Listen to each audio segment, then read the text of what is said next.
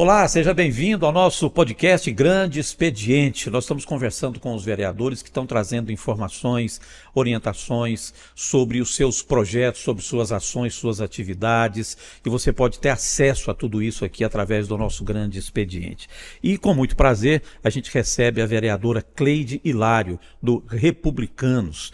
Vereadora, manifestando aqui o nosso prazer em poder te receber aqui no nosso Grande Expediente, eu já faço a primeira pergunta. Como tem sido o trabalho da Procuradoria da Mulher nesse ano de 2025, inclusive com as novas atribuições, não é, na área da infância, da juventude e da pessoa com deficiência. Que prazer tê-la aqui, vereadora. O prazer é todo meu, Orisvaldo. É um prazer estar aqui sempre falando com toda a população anapolina. A Procuradoria, que é um sonho que foi realizado desde o nosso mandato passado, esse ano ela veio com a roupagem diferenciada, apesar da gente fazer já um trabalho com crianças, com jovens e adolescentes. Agora esse ano, nós colocamos ali nas suas atribuições, né, infância, juventude e também a pessoa com deficiência. Eu vou falar para você que durante esse quase um ano aí, nós já atendemos mais de 300 pessoas, pessoas que foram atendidas e são assistidas pela Procuradoria. Então, ou seja, o nosso trabalho, o nosso rol de trabalho aumentou mais. E tem muita lógica essa ampliação, né, vereadora? Quando você fala em mulher, você fala em dona de casa, em mãe, em Sim. profissional, em empreendedora, e você fala em criança, você fala em adolescente e você fala em pessoas com deficiências. Quantas e quantas cuidadoras nós temos aí que dividem a sua carga de trabalho, né, cuidando de pessoas com deficiência e fazendo as outras coisas que a mulher, né, de maneira brilhante faz na sociedade. Sim, a gente sabe que quando nós atendemos esse público, Orisvaldo, nós sabemos e passamos também a conhecer melhor todas as dificuldades de cada uma dessas mulheres, de cada uma dessas crianças, desses jovens, né? Então nós atendemos todos os roles, não somente a violência, nós temos trabalhando com pauta também da depressão, da automutilação, levando palestras, levando sempre, estando perto dessa população, e isso nós estamos trazendo também e atendendo dentro da Procuradoria. Acaba assim, é muito difícil você pegar a Procuradoria hoje e fechar ela somente num público.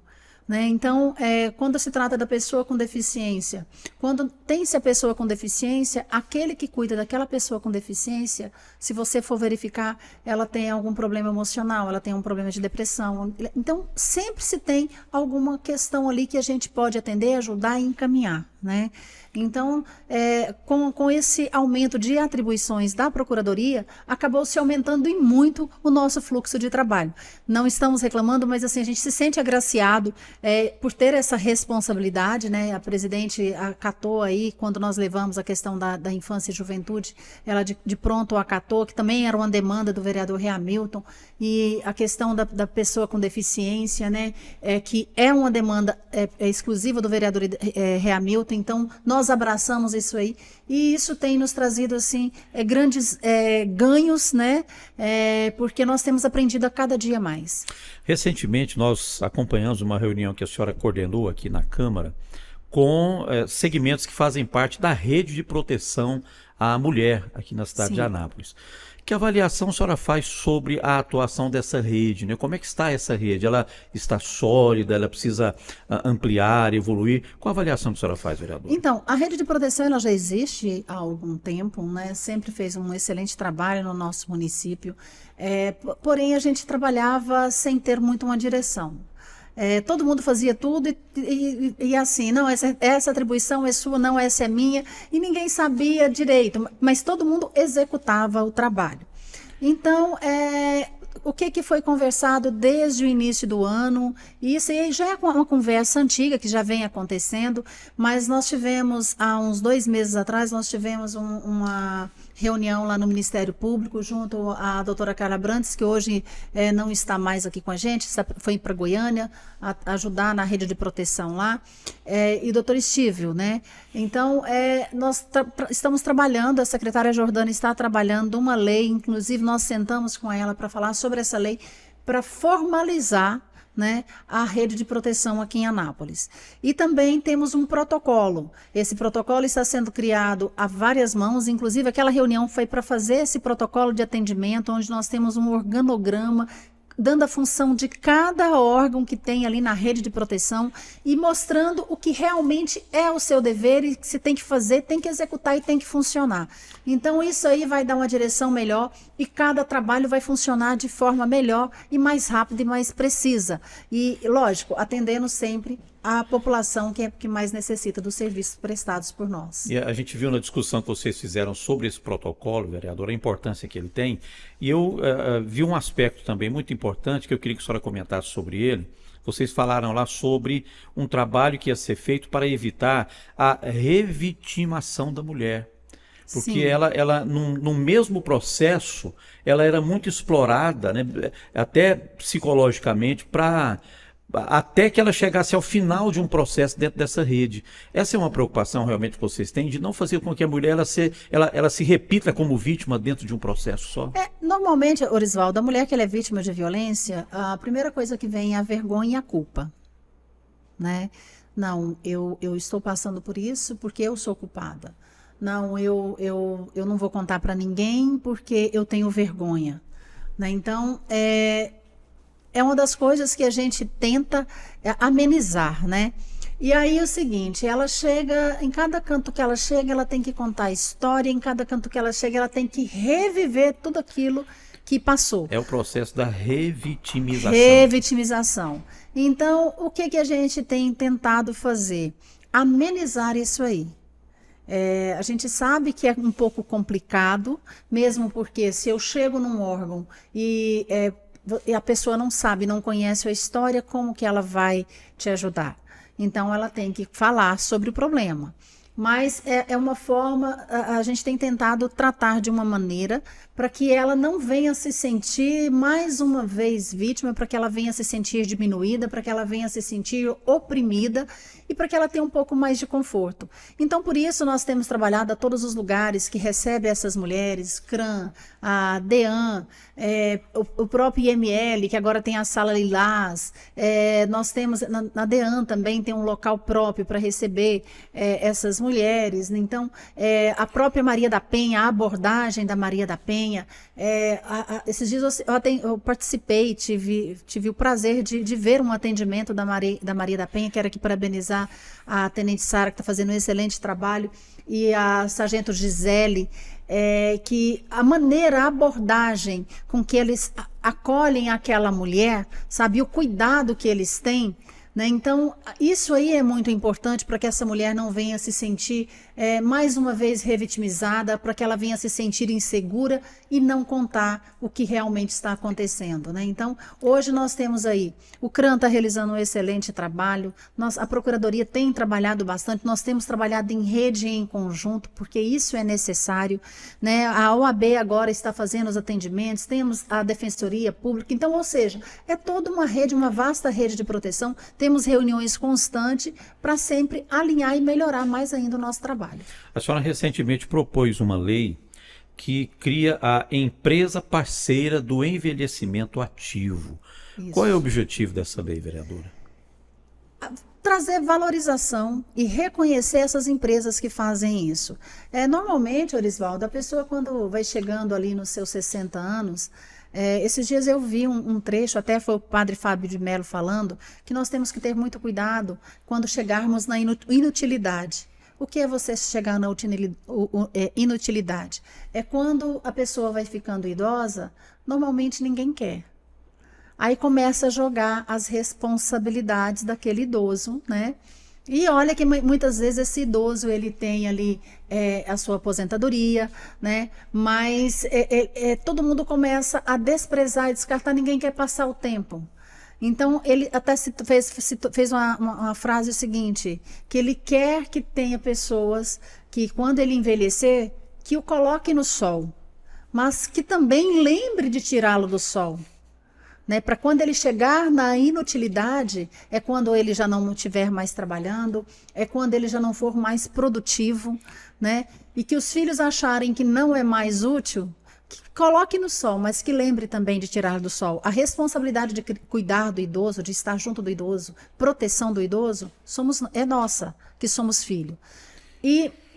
Quando nós falamos do selo da empresa amiga da pessoa idosa, quando essa empresa tem a capacidade, mesmo que esse idoso tenha saído da idade laboral, que ele já esteja aposentado, mas que traga de volta para o mercado de trabalho, qualificando, incentivando, ajudando, com certeza muitos idosos, Orisvaldo, quando se aposenta, ele entra na depressão, ele se sente inútil e ele começa a adoecer, né? E quando essa empresa traz ele de volta para o mercado, é a valorização, ele vai se sentir útil e com certeza ele vai ter mais saúde e vai ter uma vida ativa. Então, a intenção desse projeto é valorizar e reconhecer essas empresas, dando aí um certificado para que essas empresas continuem fazendo isso. É uma parceria público-privada, né? Porque quando eu faço com que esse idoso ele venha se sentir útil, com certeza eu vou evitar que ele venha adoecer. Se ele não adoece, eu estou economizando para o meu sistema de saúde. E estou fazendo com que esse sistema de saúde não venha a ser sobrecarregado. Porque a doença, muitas das vezes, ela começa na mente. Menos etarismo, né? Menos preconceito. Sim. E um cuidado maior, né? Com o que hoje se chama de geração prateada, né? Por causa dos cabelos grisalhos. Então, é importante, quando a pessoa está no ápice, talvez, da sua compreensão psíquica, né? Intelectual, com a experiência para colaborar, não é? Aqui no Brasil, infelizmente, é o momento em que muitas vezes ela é a mais esquecida dentro dessa engrenagem aí, né, vereador? Isso, e a pirâmide hoje, ela está sendo invertida, né? Antigamente, os jovens eram mais, né? E a população idosa era menor, né? Tem uma pesquisa aí do IBGE que hoje em Anápolis, 10% da nossa população é de idoso, né? E no nosso país, a pirâmide hoje, ela está ficando um pouco... A base dela está ficando um pouco mais achatada. Porque se você for verificar, os jovens hoje não estão querendo mais ter filhos. Então, a população está envelhecendo, né? E com isso, a gente tem que ver que tem que ter esse acolhimento aos idosos, né? Então, deles que vem a sabedoria, deles que vem os nossos ensinamentos, né? Então, tem que ser uma população que tem que ser valorizada e respeitada. Um outro projeto que agora indo para uma outra, né, para outra ponta dessa discussão, vereador, um outro projeto que a senhora também protocolou recentemente é o projeto que combate o cyberbullying nas escolas. Sem dúvida, esse é um tema bem atual, né? Nós estamos vivendo um momento em que esse tipo de debate aqui, ele está bem aflorado. Sim, antigamente falava-se muito no bullying. O bullying é aquele que você faz presencialmente, que você faz caçoa de um coleguinho, faz uma piadinha, tal, de mau gosto muitas das vezes. Só que hoje, o cyberbullying, ele tomou uma proporção muito maior, porque ele não vai ficar ali num grupinho de 2, 3.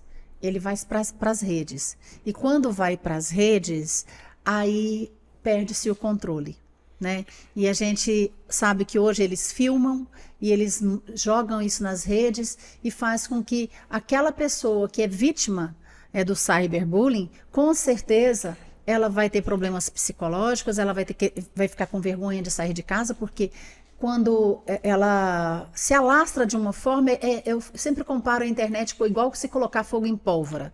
Então, em questões de segundo, já está em todos os lugares. Nós vimos recente aí uma vereadora lá do Amazonas, quando é que isso aconteceria, né? Que teve uma fala muito infeliz, né, na sua colocação, e ela sofreu represárias duríssimas, né? E hoje está até meio depressiva. Agora, imagina isso acontecendo com um jovem, com uma criança, né? Então, esse projeto visa levar palestras para dentro das escolas, junto com os pais, junto com esses adolescentes, incentivando ao respeito em primeiro lugar, porque eu acho que o respeito ele cabe em qualquer lugar, né?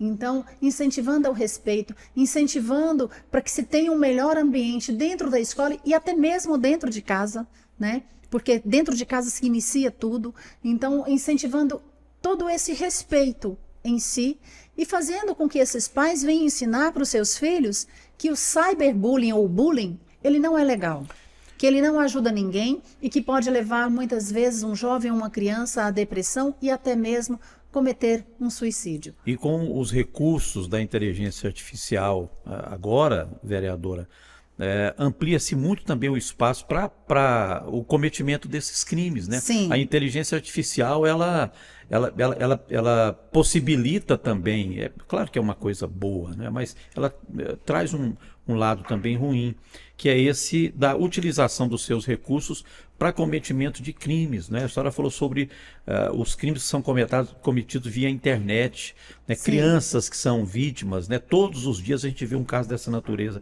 E esses novos recursos aí facilitam muito a prática desses crimes. Tanto é que esses dias eu vi uma foto de uma amiga, ela postou, ela com a IA, né?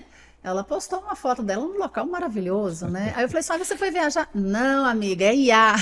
Então, assim, hoje você coloca a pessoa no ambiente ou de uma forma, talvez vexatória, que venha trazer constrangimento e que essa pessoa até que se prove ao contrário, muitas coisas já se passaram, né? Então, esse projeto é para isso, para...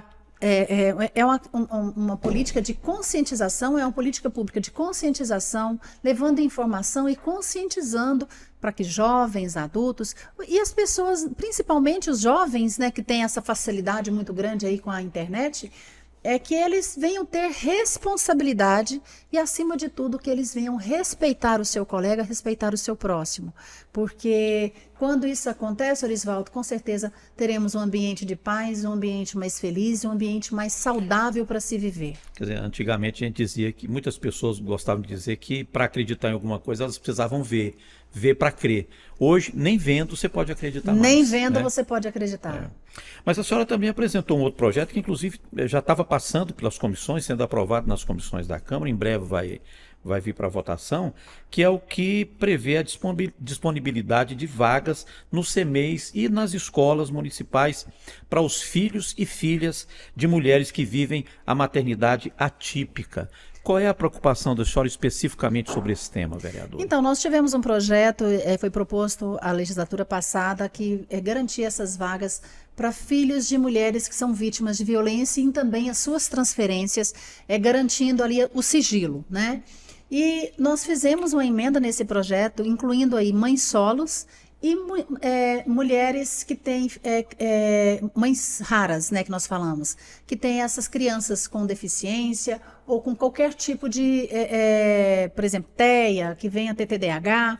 Nós sabemos que muitas das vezes elas têm dificuldades de colocar os seus filhos na rede escolar. Né? Então, esse projeto garante essas vagas, né? É lógico, tudo tem que ser laudado, tem o grau que a escola vai receber, a gente sabe que tem essas características e tudo, mas para que eles tenham direito ao acesso ao ensino. Eu tenho uma amiga que ela tem um filho que ele tem o TEA, né, que é o autismo, e depois que ele foi para a escola, ele desenvolveu muito. Então, a intenção é essa, garantir essas vagas para essas crianças que muitas vezes são vítimas de preconceito, né? Quantas e quantas vezes a gente está num lugar e aí a criança começa a dar uma birra, que a gente chama, né? E começa a gritar e a gente fala assim, poxa, mas essa mãe não sabe educar. E o que mais elas reclamam é isso, sabe? Que às vezes está em público, a criança começa a ter uma crise e elas são julgadas porque não sabe educar o seu filho, porque é falta de cor, é falta disso. Mas não, ele está tendo uma crise porque ele não suporta o barulho ou porque aconteceu algo fora daquilo né, que está dentro da rotina dele. Então, ele começa a ter essa crise. E é algo que vem esporádico. Então, muitas vezes essas mães são julgadas e elas sofrem com isso.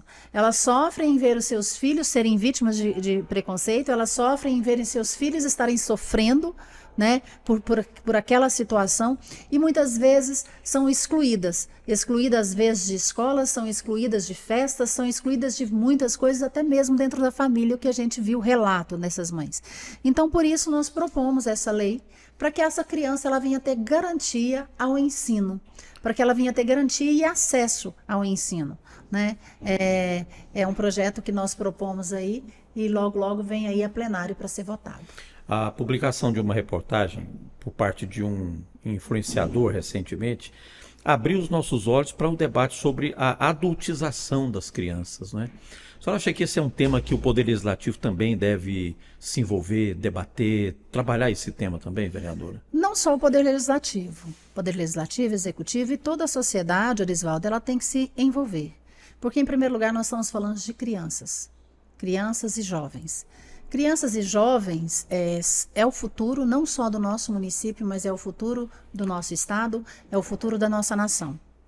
Hoje a gente vê aí jovens, e ele trouxe vários temas, não foi só a erotização, mas foi a adultização também. Nós vemos crianças hoje aí com um discurso de um adulto, mas eles não têm responsabilidade de um adulto, né? Então, assim, eles não sabem o que é ser um adulto, ele não sabe as responsabilidades que um adulto tem, e nem tem que saber, porque são crianças. Então, nesse podcast que foi feito, a gente viu muito claro ali crianças que eram usadas até mesmo de forma erótica, e eram canais monetizados, e os pais ganhavam recursos com isso. Os próprios familiares usando essas imagens. Então, assim, uma criança aos 12 anos que ficou grávida, aos 12, 14 anos ficou grávida, que é criança, né? E abortou essa criança, correndo risco de vida, né? Mas os pais viam isso como normal, né? Eu vi uma coisa assim que eu choquei também, que a mãe utilizava as filhas também menores, colocava sentado no colo do pai, e o pai passando a mão nessa filha, induzindo, como se estivesse assim, fazendo com que a pessoa imaginasse algo, porque ali eram redes que eram acompanhadas por pedófilos, né? Isso é uma exposição. A gente tem que ter muito cuidado quando você põe uma foto do seu filho, quando você coloca algo do seu filho, né? Então, assim, a gente via que aquilo ali deixava aquela criança de uma forma adultizada, né? E às vezes a gente percebia um certo constrangimento do próprio pai. E um exemplo prático, né? A gente vê, por exemplo, postagens às vezes que são feitas na internet, no Instagram principalmente, de pais que postam filhos ali seminus, né? Ou com a menininha com um biquinizinho, o menino com uma sunguinha. A IA hoje, por exemplo, ela consegue criar movimentos em fotografias. Sim. E uma fotografia dessa, utilizada para um crime como esse, ela pode gerar um estrago muito grande na vida da criança. Sim, é porque sendo exposta, né, na internet, sim. você pega uma foto lá e movimenta ela na internet como se a criança estivesse fazendo aquilo. Nós conversamos muito com o Valdeir, que ele é psicólogo da DPCA, né, e também com a doutora Aline, que é a delegada ali da DPCA. E o que a gente mais viu foi que essas crianças que estão vivendo esse mundo adulto, né? Adulto entre aspas, porque não são adultos, de forma erótica e tudo, ele até citou a questão da Camilinha, ele falou assim, olha, o grande problema, porque agora rompeu esse elo, rompeu esse ciclo, né? O grande problema ela vai chegar, agora ela vai sentir. E o que vai ser dela? Porque ela faz isso desde muito nova, acho que desde os 10 anos, 11 anos, um negócio assim. Então, como que ela vai lidar com essa situação? Porque ela vai entrar numa crise, porque ela se perdeu, aquilo ali é o mundo que ela conheceu. Então, ela vai entrar numa crise existencial, ela vai ter alguns problemas psicológicos, aí é onde vem a depressão, e vem a automutilação, e vem outras séries de problemas psicológicos, né? Então, o que você tem que ter muito cuidado é isso. Quando você impõe muita responsabilidade para uma criança, um adolescente, que você força, porque às vezes tem uma situação lá que ela não queria fazer e foi obrigada a fazer, porque ela não foi criança, Orisvaldo, ela não aprendeu a ser criança. Ela aprendeu a sensualizar, ela cresceu, ela foi doutrinada a ser sensual, doutrinada a fazer aquilo. E nós não falamos somente da Camilinha, temos outras situações. Esses dias eu vi uma cena, eu não me lembro de onde é a escola, mas era uma apresentação supostamente teatral, e aonde tinha uma tenda montada, e nessa tenda estava escrito lá motel. Nós estamos falando de jovens. De jovens, eu acredito ali que a faixa etária deles é no máximo 15 anos, tá? E aí, onde eles entravam, um menino e uma menina entravam nessa tenda e ficavam ali insinuando cenas, né? Cenas que de sexo, né? E aí, de repente, a menina punha um vestido curtinho e ia num polidense. E ficava ali sensualizando, e de repente encenava-se uma cena de briga, porque alguém chegava e via aquilo ali e começava a brigar e aquela coisa. Então, ou seja, a pergunta que fica Isso é algo para se ter dentro de uma escola? Seja ela para crianças ou adolescentes, a pergunta que fica é essa. É esse tipo de futuro que nós queremos para os nossos jovens? Então, sim,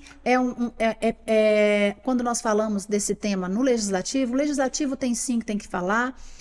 Eu acredito que tem que ter leis mais duras em relação a isso, mas a escola tem que ser participativa, a família tem que ser participativa, o executivo tem que se falar sobre isso, mas toda a sociedade também se torna responsável, porque nós estamos falando de filhos, de crianças, adolescentes, jovens, que serão o futuro da nossa nação.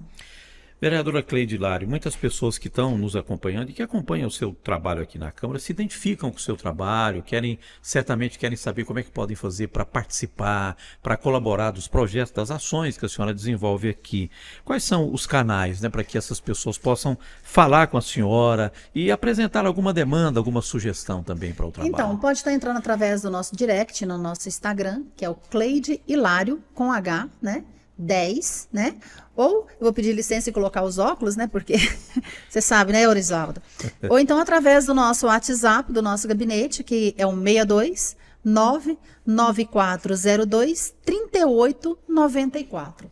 Então, são esses dois meios, né? Ou vir aqui na Câmara para falar com a gente, tomar um cafezinho. Visitar o gabinete. Visitar o nosso gabinete, conhecer aqui a Câmara Legislativa, às vezes nunca veio, né? E é possível, assim, elaborar um projeto, por exemplo, com sugestões da comunidade, com observações que as pessoas podem fazer para a senhora nessa interação, vereadora? Sim, é possível. Tanto é que todos os meus projetos, nós elaboramos eles de acordo com a necessidade da população.